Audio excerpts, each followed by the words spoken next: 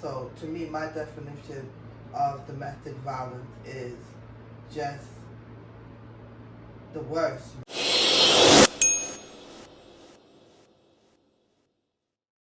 Peace and blessings, everyone. We out here to vibe. Hi, I'm Aunty. We out here to vibe. Everybody knows me as Aunty. Hey, everybody. We out here to vibe. Hi, I'm Aunty. We out here to vibe. Hi, I'm Aunty. Hey, everybody. We out here to vibe. Hi, I'm Aunty. One truth, one heart, one sound. Can't keep a righteous people down. Hey, everybody. We out here to vibe. Hi, I'm Aunty, and tonight's topic is going to be domestic violence. I'm here sitting with a few of my guests, and I'll give them a chance to introduce themselves. Over to my right, I'll let her introduce herself first. Elisha Jones Muhammad, and I am the mother of Queemie Jones. As some of you all know who she is. And I'm just here to be supportive and give my own, view of domestic violence and what I feel are some things. And to my left, I'll let my next guest introduce herself. Hi, I'm Precious. I'm also here to give my support and my view on domestic violence as well. So tonight we're going to just, as ladies, chop it up, have a good conversation, a little laugh here and there. We do want to try to make everybody feel comfortable as we have this conversation. So tonight, my first question would be, what is your definition of domestic violence? I would say my definition is physical, putting your hands on your, obviously your peer or, whatever, and also verbal abuse as well. That plays a lot in trauma. My definition is just something that happens within the home, whether it be a loved one, a family member, of a friend, or whatever it may be, just something that happens within the home that involves any type of violence, negativity. It could be physical, it could be emotional, it could be mental, it could be just any level of words, anything that just involves negativity that happens within the domestic setting. So people you live with, like I said, it doesn't have to be a family member. It can go beyond it. People you live with, for sure. My definition of domestic violence is just something that should not be. When you say that you love, that hate and that sense of you're not worthy, it should never be a part of, everything that's supposed to be good and positive. So to me, my definition of domestic violence is just the worst, man. It breaks you down mentally, spiritually, emotionally, sometimes financially. Yeah, some people end up committing suicide, so it's a wide variety, a wide breakdown of domestic violence. Or getting murdered. Yeah, that too. And I would want to say I dedicate this particular conversation to a friend that I lost not too long ago, Rada. I would have never thought that I would not be seeing her for 2025. And so I think this conversation is a conversation that we need to have more with our daughters, with our nieces, even with our elders, because it's crazy. I was talking with a few of my older counterparts, and for them to be talking about this not being a conversation enough, and when they was our age, what they had to endure, it's crazy. So it's not a conversation that we should shun. It's a conversation that we need to have more often. And just to add to that with the elders, they come from a generation of, there's a normality of that. And I think in this day and age, we're getting more information, a better understanding of trauma and things of that nature. So also to help them just before they kind of go into their next part of life and getting older, to understand what you went through was not normal and it wasn't okay. And it's still things you can do at any age to heal. So I can appreciate you saying the elders, because I never really thought about that in that way. But they definitely come from that era where it was so normal. Yeah. You know. So. Yeah. And you know, the funny thing about it, like, I would never think that I would talk to somebody that's in their 70s or 80s, still witnessing and experiencing domestic violence. And it's not something that's not a thing of the past. It's happening more so than, you know, any of us would want to really admit, you know. So I really think it's a conversation that we should have. So we're going to take a break and we'll get right back to you. Y'all come with me to Essential Body Herbs on Blue Hill Ave in Meta PM. I'll jump. I had to give me a mush walk for my teethuses, okay? Keep them white and bright. Essential Body Herbs has an array of body care, holistic, aromatherapy, herbs, and disease. You feel me? They are Black-owned, family-owned, and Caribbean. A trifecta of Black excellence. Y'all, I had to give me some peppermint, ginger tea. My stomach was messing with me. They got powders and sea moss in the bag, you feel me? Then they got honey and bee pollen, you know, for your allergies. Before I dipped, I had to get me some sandalwood and eucalyptus incense because I got an array that I could not ignore. Got some agua too, dried incense in the front, slabs of African black soap, a brick of African black soap, diversity. They got a perfumery in the back. You know I had to make some. Customer service is amazing. Got 2 of them. Then I had to check out, cook good and look good. Check them out. And you know, we had to take a little break and we're back. I remember like different times in your home where I would hear like different things going on and it would frighten me, but my first time actually realizing what it was me being in myself, which is when I first got pregnant with my daughter. And her father at the time didn't want, you know, everyone to find out, and he ended up putting his hands on me, which was the first time anyone has ever put their hands on me in such a way. And right now to this day, it bothers me. I still wonder, like, if my daughter, like, if it bothers her. I don't really go into depth conversation about that with her, because I don't want to, like, stir things up. And just to think about, you know, him putting his hands on me, you know, physically, it brings out a lot. And for him to do it in a way for me, you know, to be quiet, to not say, like, you know, this is such and such, you know, daughter, or, you know, anything like that, it still hurts me, because it's like, you know, why did it have to go that far to keep your own child a secret? And it even got to the point where it made me move away from the situation to a whole nother state, and I've never returned back to that state because, you know, of different, you know, things that I would remember. Like, you know, if I would go back home and it would happen, you know, in the area that it happened in, it would bother me, just to think about, you know, what happened there. I don't know how far into depth you guys want me to go with it, but just, it's been 20 years now and it still bothers me. So it gets really deep, and I just feel like we need to all, like what we're doing now, just come together and talk about it more, and it'll be more comfortable for everyone to talk about it. Even for me, the more that I feel like I may talk about it, I'll come out more with, like, how it happened and things like that. Because even now, I feel like a little shaken up. It's serious, and it follows you for a very long time, and everyone should speak out about it. So for me, my first vision or sight of it was a little kid growing up.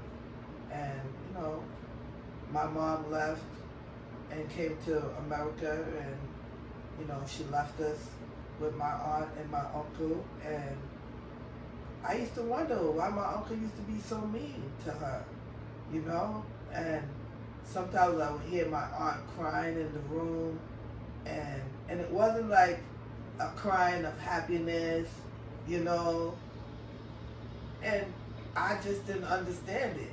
But then myself, my own relationships, you know, it was that intense, that volatile, that words that should never be spoken.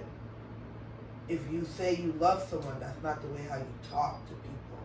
You know, you don't try to make somebody feel less of who they are. You know, you give out so much love, you want to see that same thing back in return, but that's not what you get, you know. So for me, this is a conversation because I still easily get triggered. You talk crazy around me, about me, my kids, yeah. It's still like snap, you know. You get in defense mode.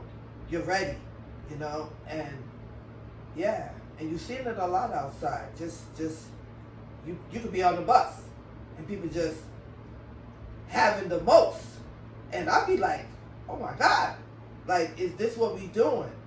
But it's a conversation that we need to have more so. My first experience is kind of similar to yours. It was as a child, and it has to do with my great aunt and uncle. I did not live with them, but I used to go back home for the summer and stay with my great aunt. She's my favorite aunt. And my thing too was like, I remember her making this, she loved peppered steak, like that minute peppered steak. And she made it, and I had some. It was amazing. I was like, oh my gosh, this is so good. I remember just loving food, even as a little girl. And just, she was an amazing cook. And she gave him this food, and he just snapped off. And I just was so confused, because I'm like, this is delicious. It's amazing. Why are you mad? She served this is She's it. doing what she got to do as the wife. And I don't know if it was just instinct, but when he got like that and I heard him, I was moving on. I just knew to move on. So I can say that I never really witnessed domestic violence at that age, but I remember just knowing something was wrong. Because how is someone giving you something and you're upset? That didn't make sense to me. So that was one of my first experiences, and I can say that for myself, I haven't been part of domestic violence personally, but I've seen it within family members, and that did start at a young age. But I always knew something was wrong, that it just couldn't be an expression of love. There was just no shape, way, or form, because I also knew that cooking was an expression of love. Right. And you know, I just have so many memories of her cooking and him getting upset because maybe it wasn't made the right way, and you know, she would just kind of scoop me. I remember her doing this a lot. So that was some of my first experiences as a youth, just experiencing that, as well as with other family members. I had another aunt, and I just, as a child, I thought, you know, she was so beautiful, and he just was so mean and disrespectful to her all the time. Like, you would have thought she was the ratchet, most hoish person in the whole world. And you know, But all she did was go to work and give her check out and make sure her bills was paid. Like, I couldn't understand that. So I can say, like I said, as a child, I seen it, not in a really direct, in a violence way, but in a way of where things didn't make sense. They wasn't adding up. And to see what they look like after. I never got to see the physical, but they didn't look as pretty as they did before. And that spirit she had when she was cooking, she lost it. So do you think that we're seeing domestic violence more than before?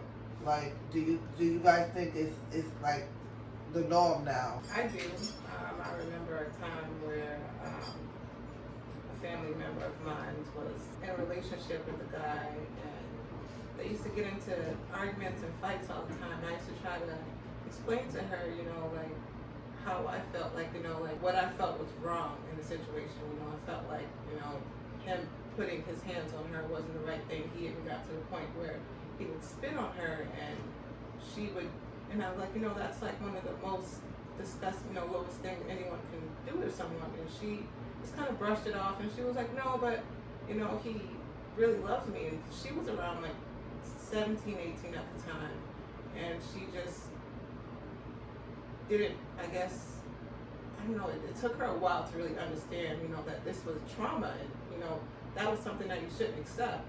But it bothered me, the fact, you know, that I couldn't really get to her. It took her a while to, like, it took her to keep going through it in order to be able to understand it. But I felt like if there were people like us that talked about it more, you know, it would help younger people, you know, understand what trauma really is. Because when it happened to me, I was also very, very young, and, you know, I didn't really understood until, like I said, it happened to me. And that's real. I mean, you can only give your realest thought. And for me, I would say, yeah, I see it a lot. You know, we see it in family members. And like I said, you know, I just lost a friend, and I wish she had talked to me and say to me that, you know, I'm going through some things. And it was I'm really not in a safe space, you know, because she made it seem like she's okay, it's going to be okay, you know, and it's not okay because she's no longer here. So for me, even the things I went through with domestic violence, you know, got a broken nose, yeah. You know, so it's real, and people need to stop pretending that that's what love looks like.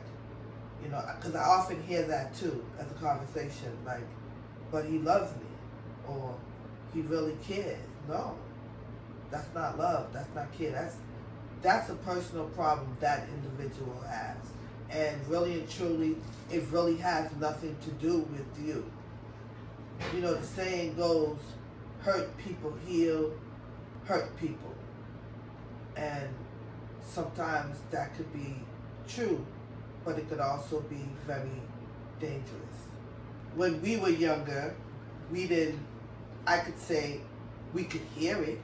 Yeah. We might sense that right. Might be happening, but we didn't really know until we actually saw the effects of the person, you know?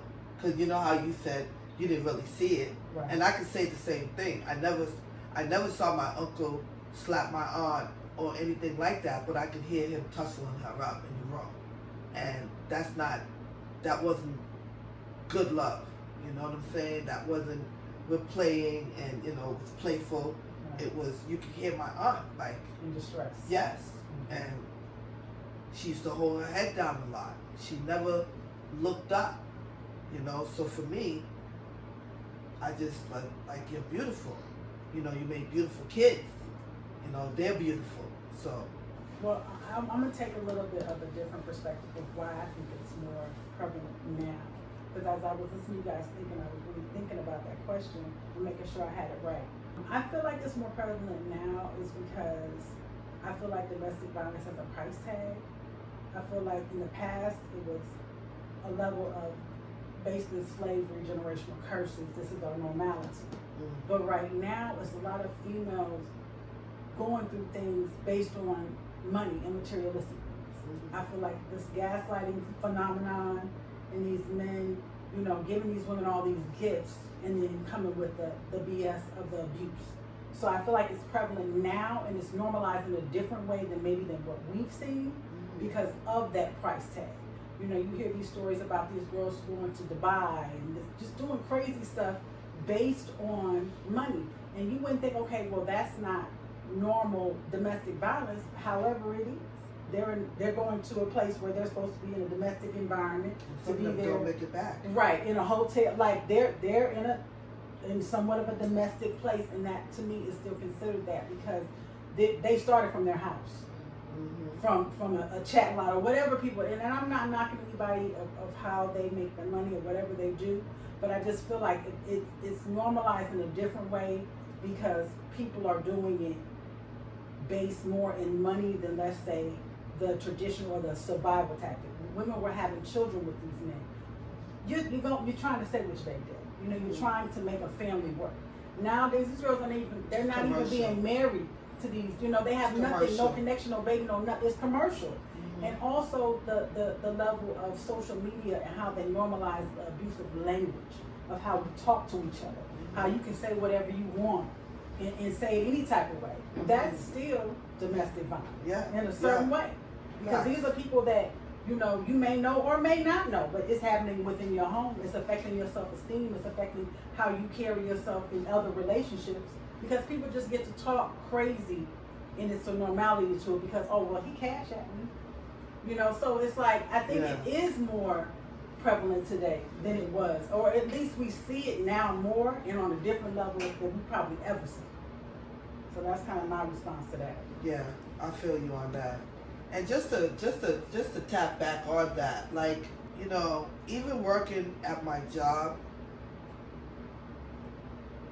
there was so many women within my job that were going through domestic violence, and I don't know if they even really realized, you know, like that's where they were at, you know. And to be in shelter, not to have a place of your own, to have your kids in shelter, but then to be in shelter and being abused, that's kind of crazy, you know. Working in the homeless population and you see women that's in shelter with their children, they're already going through hard times, but they also want to be in shelter with their abuser. And it's like, sometimes you just want to pull them out of that situation, but they don't realize that they are in crisis. Like, they're going through trauma. So we're going to take a little quick 5-second break and we'll get right back at you. You know we got to pay some bills. You dig? Thank ya. Y'all come with me to Nubian Markets on Washington Street in Roxbury. The first thing I got was some citrus, and you already know, for real. This is a black-owned grocery store. If you're walking through Nubian Markets, you see these little signs telling you that you're buying black. I grabbed me some Wake Robin kimchi and some tofu food. Then I turned to the dairy section and got me some buttery butter, baby. Slowly but surely, I entered my home, the Cannon Spice. I got me some Louisa Sassoon and some mustard seed, because I got the faith of one, baby. Re-hit the produce section for some nanners and garlic, because you know, y'all, I forgot. Y'all, look behind me. Y'all, they got a grab-and-go section with savory snacks and seeds, and if you go a little bit further, you're going to see some dessert. Nubian Markets. Now, surprise, surprise, they got a cafe at a halal butchery. I had to check out because I was about to pick out. Could go look and check them out. We out here surviving and we're back. What are some of the signs that describes domestic violence, and you know that this is what that looks like in your eyes? Let's see, I would say it's starting off with like the verbal abuse. Just, you know, the way that it starts off, you know, calling the names and, you know, downgrading the next person. It starts off there, and then once I feel like a person gets comfortable after, you know, the other person allows it, then it becomes very physical. So again, if we talk about it more, it won't get to physical. We'll be able to, you know, knock it out. The verbal abuse, that's my take on it. Yeah, and my take on some of the signs, domestic violence has a lot of signs. One being verbal, another one being controlling, another one being physical, another one being money. Yeah, I think that's one of the biggest ones that's outside right now. And let's be clear, for domestic violence is not just man to woman, it's also woman to man. And I need that to be also clear as well. How we talk to one another, it's the norm, you know. And shout out to, and I gotta say this, Shout out to all the brothers and sisters that's outside that's actually trying to be that positive force in their relationship. And when it just don't work no more, you know what you got to do for yourself. So shout out to you making that decision to be in a safe space, mentally, physically, and all of the above. Big shout out. There are a lot of signs, and sometimes we let those signs go right over our heads, and we act like it's going to get better. Girl, you know it's going to get better, right? Y'all know it's going to get better, right? Yeah. That nigga got me. What we talk about? You know, but nah. Vice versa. She got me. You know, she loved me. You know, yeah. But no. So, domestic violence plays many faces. It has many descriptions. Narcissist is one of the words that I feel that balance that out, you know, because most relationship that boils that negative entity, it comes from a narcissist, man or woman. So I when I have this conversation, I need everybody to be clear on that too, because I see it coming from both sides. And as Black people, we definitely got to do better. I'm going to let my queen over here give her description. Right. I think one of the signs, I agree with the ladies, the controlling, the verbal. But another sign, I believe, is insecurity. When a man or woman has a level of insecurity where they almost are delusional in their insecurity of things that are happening, that's a very strong sign. And I also want to say, and piggyback off of what y'all said, is stages. I can say from my observation as a child that when they say they're not going to do it no more, that's a lie. Complete, flat out, ain't no way, ain't no how. Right. I was just speaking with my daughter, you know, knowing I'm coming into this conversation the other day, saying that, you know, off top, my thing is, you'll never hit me. Like, never. Ever.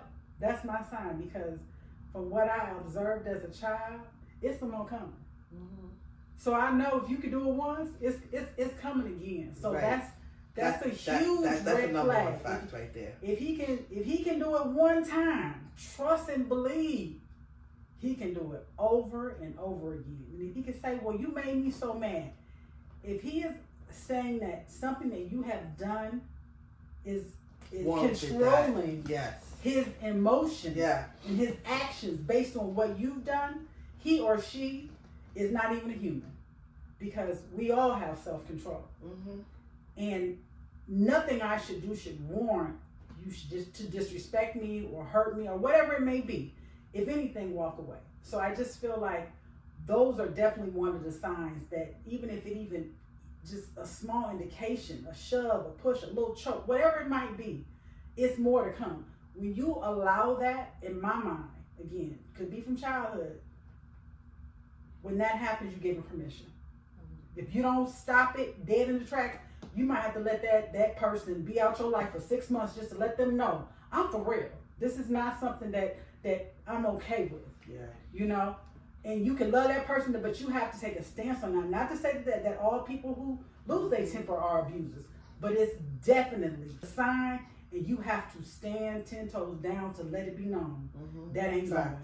It's not gonna fly. So that to me is one of the signs. And also, as I spoke about earlier, the gaslighting, you're great, you're wonderful, you're all these gifts, this, that.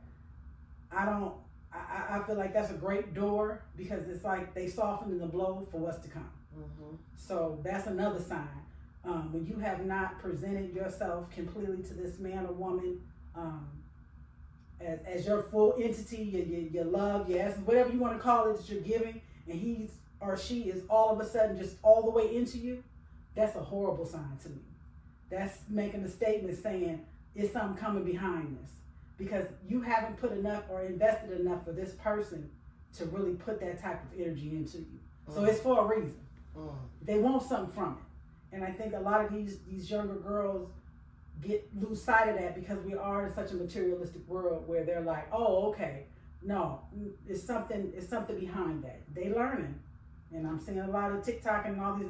They learning, but that's why these conversations are important, ladies. The gaslighting is real. That's where it started.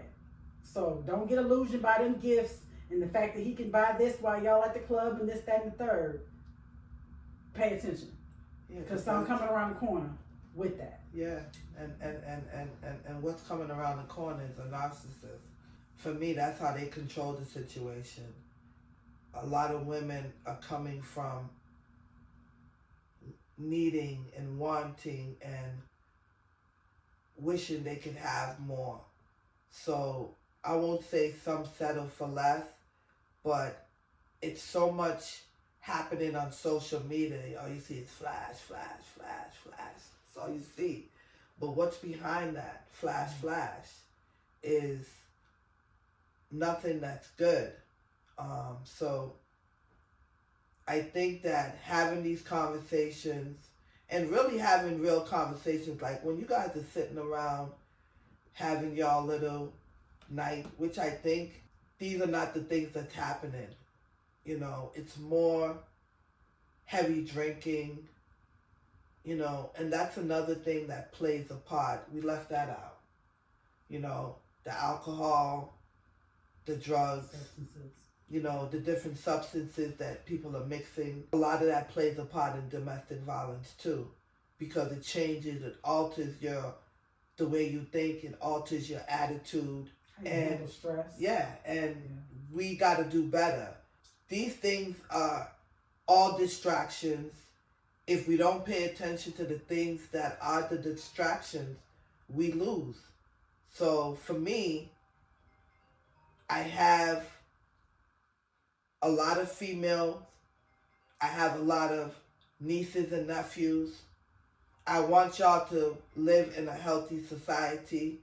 The mistakes that we made as your parents, your aunts, your uncles, don't make the same. You know, do better, because you're raising your children in the same hysterical type of atmosphere. So we got to change that vibe. I'm Aunty. This is my guest Elisha and Precious on the other side. We love you guys. We want y'all to heal with purpose and have a whole vibe. We out here to vibe. Wow.